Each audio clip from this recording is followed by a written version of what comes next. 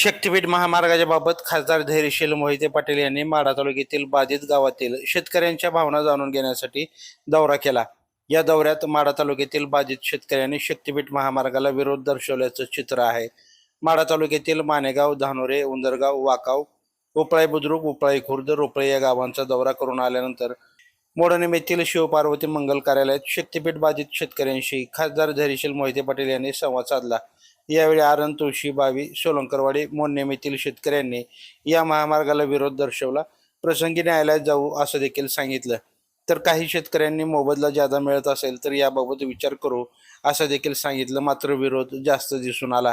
खासदार धैर्यशील मोहिते पाटील यांनी सविस्तर चर्चा करत यावर परत एकदा बाधित शेतकऱ्यांची बैठक घेऊन सगळ्यांच्या विचाराने पुढील दिशा ठरवू असं सांगितलं।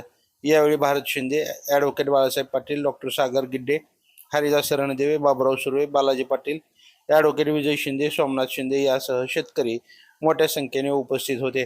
यावेळी बहुतांश शेतकऱ्यांनी या महामार्गाच्या बाबत विरोध दर्शवत आपल्या भावना व्यक्त केल्या आहेत। ताज्या अपडेट्ससाठी लाईव्ह महाराष्ट्र झोन न्यूजच्या यूट्यूब चॅनलला सबस्क्राईब करा, तसेच बेल आयकॉनवरती क्लिक करा।